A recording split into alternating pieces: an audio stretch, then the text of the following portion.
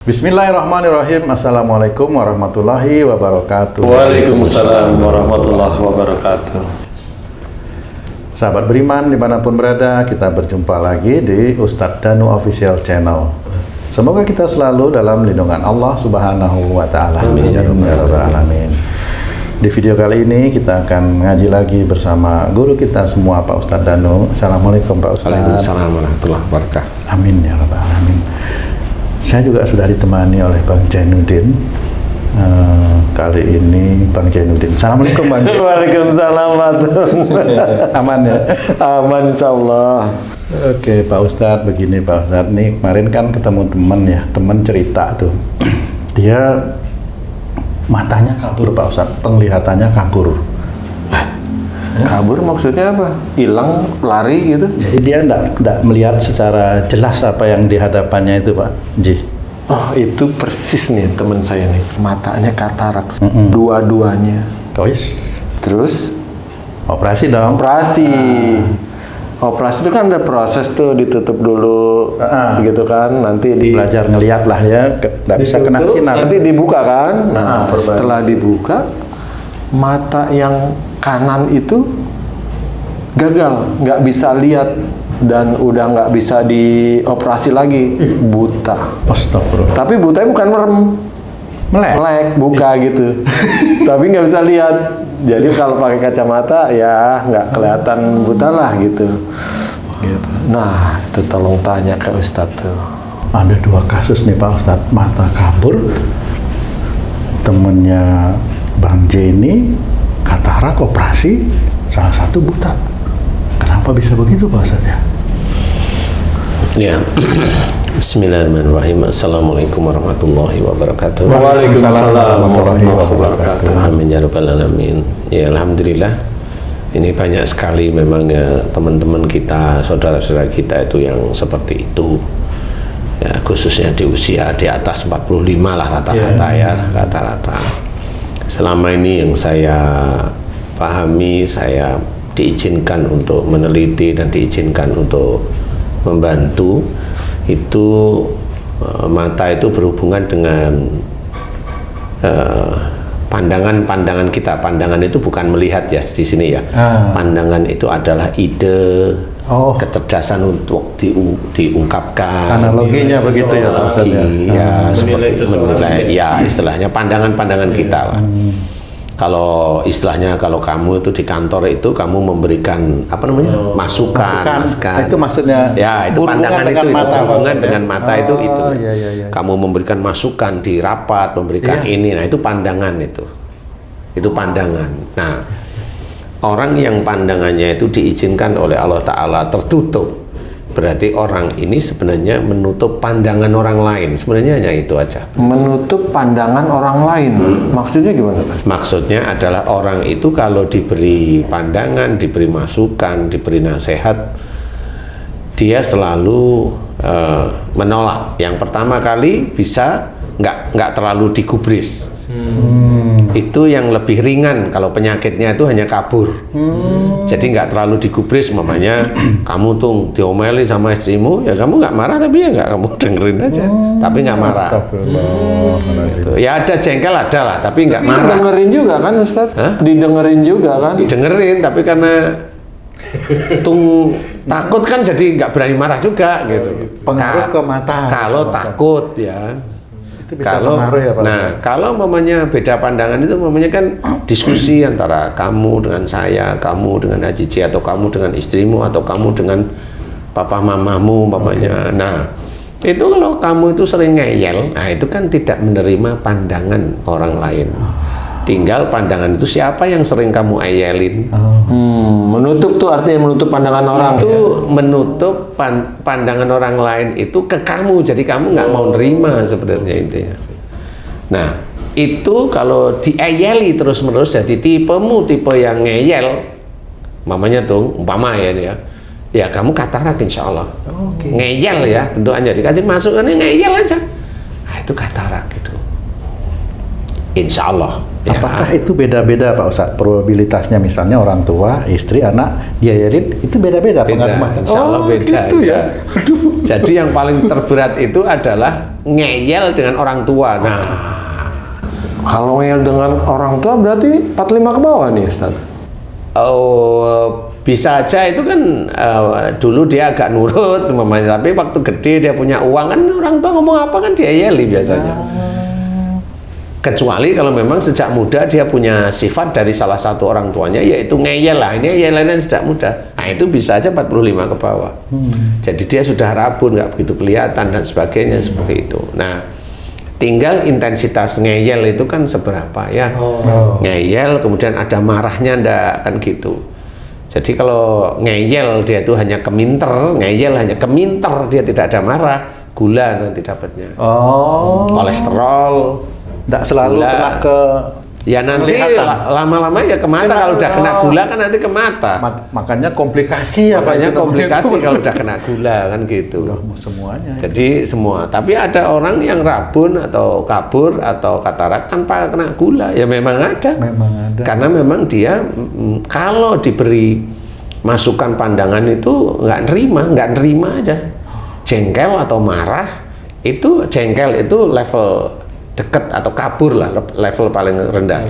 Tapi kalau dia marah, diem atau marah dikeluarkan, ini level yang paling agak lumayan tinggi.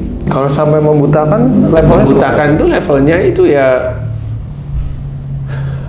pasangannya itu nggak pernah bener aja menurut dia. Nggak pernah bener, dan itu memang pernah saya nangani. Pernah saya nangani, emang nggak bisa ngelihat, tapi matanya utuh ya, matanya tidak ada kecacatan ya. Hanya kata dokter itu saraf-sarafnya yang lemah dan sebagainya. Tapi setelah beliau saya kasih nasihat atau saya kasih analisa pertama adalah apakah ibu, ini ibu yang saya ingat ya, salah satunya adalah ibu, apakah ibu kalau di rumah itu diberi masukan sama suami nggak pernah di apa namanya? didengerin atau di ini, atau malah ibu yang sering menyuruh pada suaminya seperti itu, ya dia ngaku ya. mata kanan mata kiri Itu dua-duanya waktu itu. Jadi buta, jadi jalan itu dituntun lah istilahnya. Seperti itu. Nah akhirnya dia ngerti, paham, kemudian minta maaf sama suaminya, dia berubah, berusaha berubah beneran serius. Ya alhamdulillah datang yang berikutnya. Alhamdulillah udah diberi bisa melihat, nggak dituntun. bisa ya. Wallahu a'lam. Ini kan Allah ya. Itu kan bukan saya ceritanya, tapi ini saya ceritakan karena orangnya itu menyambut. Nasihat saya itu kan disambut ceritanya. Mau nerima, gitu, mau paham, kemudian mau berubah, sehingga alhamdulillah diberi kesembuhan oleh Allah Ta'ala. Dan banyak seperti itu, glaukoma ya ada, alhamdulillah diberi kesembuhan sama Allah Ta'ala, walaupun dulunya dituntun nggak bisa lihat. Nah di titik ini adalah orang itu mau nggak dia menerima dan paham perilakunya sehari-hari, sehingga kalau memang perilakunya itu tidak mau nerima pandangan orang lain, ya pandangannya oleh Allah Ta'ala ditutup, termasuk kabur. Itu yang ringan kabur, yang agak ini katara, kalau sampai buta itu sampai dalam biasanya. Jadi kalau temennya Haji C itu dalam gimana, bisa aja dia kalau diberi masukan sama suaminya sulit dia nerima. Sudah sulit nerima, jengkel sekali dia sama Biasanya apa yang menyebabkan sampai sikap seperti itu Ustaz? Biasanya gini nih, dari sifat baik kemudian dia punya suami atau punya istri kan gitu ya. Ini yang istri nih ya. Bisa ada suatu saat suaminya itu melakukan sesuatu kesalahan Fatal. Kesalahan menurut si istri itu fatal lah, menurut istri nih. Istri. Ya. Dari kesalahan fatal itu kan memunculkan dendam. Benar. Ya, Hilang kepercayaan, hilang memaafkan. Ini orang ya orang. Kalau saya ya udahlah, selesaikan aja cepat-cepat daripada nanti di akhirat itu baru ngerti bahwa kenapa kok masuk neraka, ya dendam itu nggak pernah hilang istilahnya. Nah, karena dia tahu suaminya melakukan kesalahan yang dianggap oleh istrinya fatal. Ya, nah, di titik itulah kadang-kadang suaminya memberi masukan nggak digubris. Nah, akhirnya begitu rabun, kemudian sudah dikasih tahu, dia semakin jengkel, semakin benci, ngomongnya kamu aja nggak bisa kok ngasih tahu aku, kan begitu aja kan. itu kan membenturkan pandangannya dengan pandangan suaminya. Nah, kalau itu kan dilakukan terus-menerus, ya selesai besok. Kalau besok itu hanya cuma matanya kabur aja, aman lah. Tapi kalau sampai katarak, sampai buta gimana? Kan nggak ngerti. Nah, di titik itu harus difahami. Makanya benci itu kalau bisa nggak usah dilakukan. Nah, Ustadz, kalau yang seperti tadi benci itu udah parah banget sampai menyebabkan kebutaan, Ustadz, untuk merubah nggak benci kan berat, Ustadz. Apa yang harus dia lakukan sehingga benci itu terkikis, Ustadz? Sebenarnya yang paling susah itu memang menghilangkan benci ya.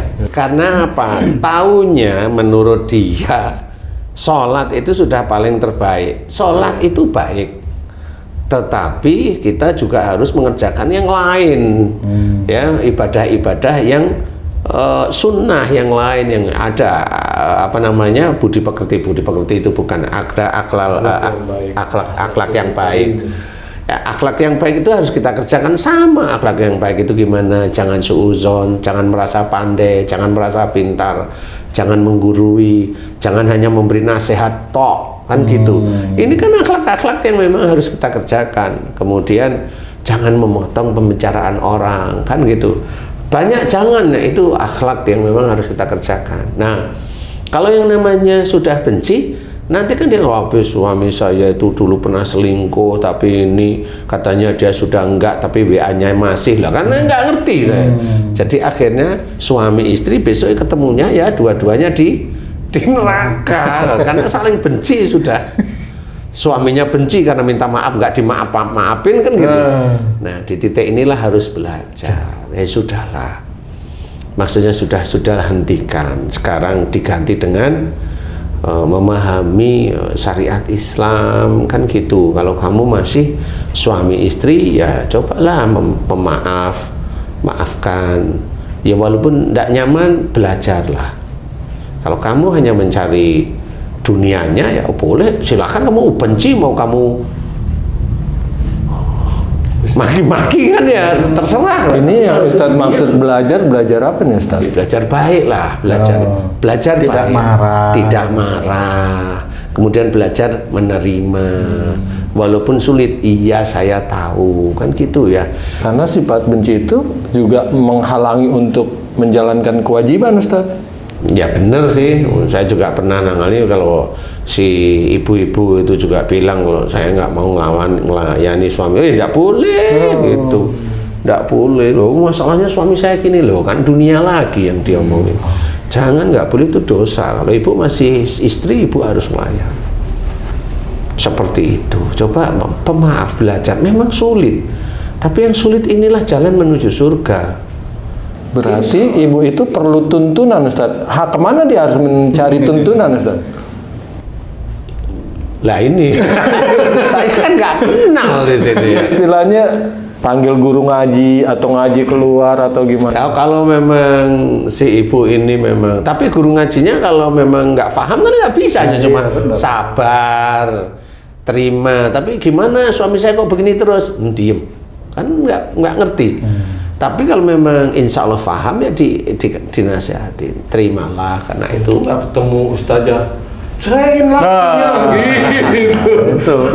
Ya, lo kalau itu begitu masih silahkan ya. Maksud saya itu kalau istri memang merasa terzolimi ya monggo silahkan, kan gitu. Jadi kalau saya sebagai pendakwah memang dilarang kita itu pendakwah itu memisahkan suami istri, dilarang kita seperti itu. Tapi yang namanya kita dakwah tidak boleh memisahkan. Tapi yang namanya orang bertanya silahkan, kan begitu. Kan ada aturan, jadi bukan berarti pendakwah ngikutin hatinya yang tersakiti lah, kan nggak bisa seperti itu. Asal yang nanya senang. Iya, asalnya yang nanya senang ini nggak bisa. Nah itu harus belajar beneran, memaafkan, kemudian hatinya dia dirubah. Karena pada saat dia benci kepada suaminya bertahun-tahun, oh itu sulit untuk menghilangkan. Karena sudah banyak jin yang ada dalam hati. Itu dosa besar, Ustaz. Ya kalau masih suami istri gimana? Ya gimana sih, Ci? Iya. Oh nggak ngeladenin aja dosa kan gitu. Pakai besar, Ustaz. Lah iya. Cuma untuk menghilangkan benci, umpamanya kalau itu memang awalnya dari benci sekali, memang itu butuh proses waktu ya. Sesuatu yang membutuhkan dia itu bersemangat untuk kembali ke jalan Allah. Nah, untuk orang yang bisa menjadikan dia bersemangat kembali ke jalan Allah itu siapa? Allahu a'lam, nggak ngerti saya. Oh gitu. Iyalah. Harus ada tuh Ustaz.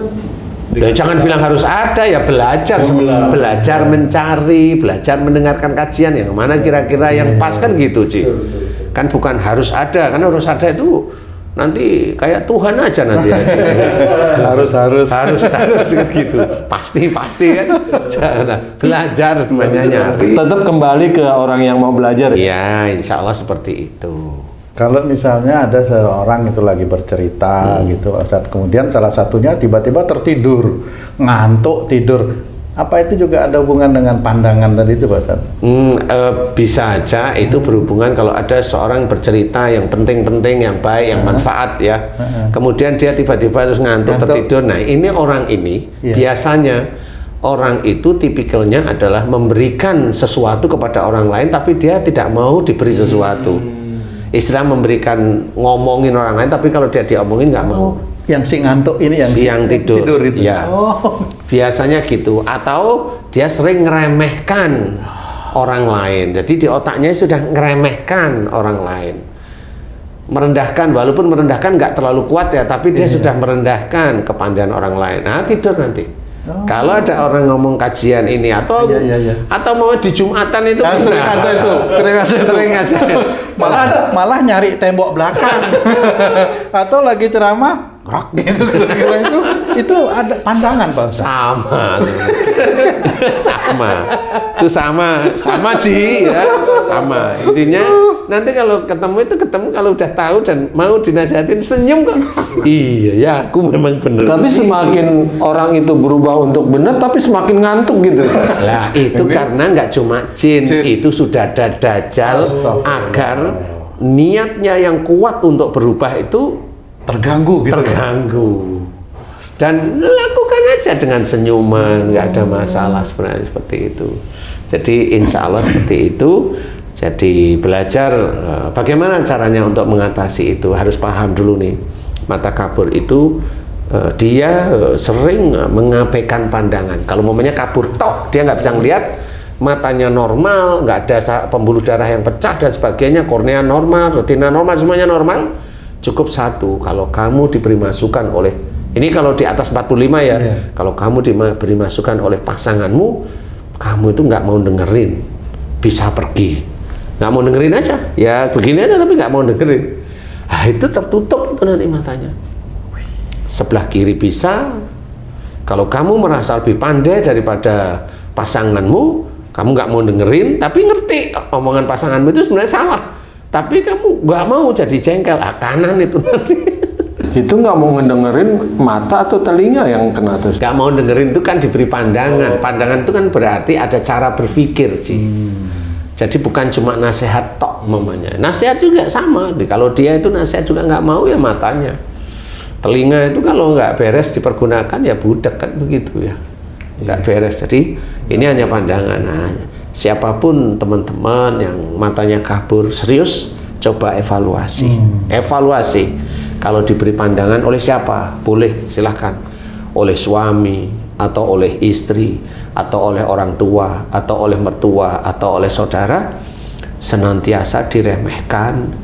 Nah itu cepat-cepat, mumpung Allah belum ngasih kebutaan, cepat-cepat berubah. Mohon ampun kepada Allah Ta'ala, dirubah. Jadi kalau dirubahnya gimana? Kalau ada orang ngomong, dengerin. Nah itu obat sebenarnya malah. Nah, itulah sifat. Menghormati orang lain itu sifat. Sehingga kalau ada orang ngomong, dengerin. Sehingga dia paham itu benar atau kurang benar. Kurang benar kan cuma di les saja sedikit. Yang benar kan tetap dimasukkan. Seperti itu aja. Jangan kebiahuyah kalau dia kurang benar sekali, 2 kali, benernya itu banyak. Wah, dia jelek. Kan nggak boleh seperti itu. Kalau dia diberikan pandangan misalnya sama gurunya yang dianggap guru yang baik yang bisa menjelaskan kebaikan terus dia tolak, itu bisa kabur juga. Insya Allah, insya Allah. Iya, insya Allah beneran itu, nggak main-main. Cuma cara Allah memberikan kaburnya itu nanti macam-macam. Dilihat nih. Kalau penyebabnya. Enggak, penyebabnya kan udah tahu nih, udah tahu nih.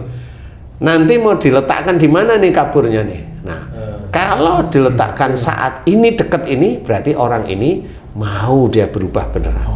Tapi kalau Allah melihat orang ini nggak bisa berubah, nanti, Astagfirullah. nanti pada saat dia tuanya nanti baru dibikin nggak lihat beneran. Seperti itu. Malah nanti. Nah dia nggak bisa berubah ya nanti. Akhirnya dari buta itu kan uring-uringan terus nggak cocok dia. Wong memang nggak bisa berubah. Nanti.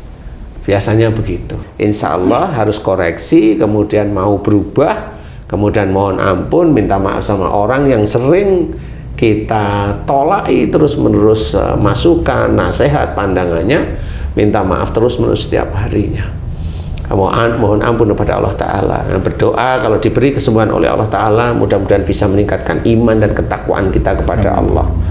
Itu kuncinya. Jadi jangan hanya cuma minta sembuhnya tok.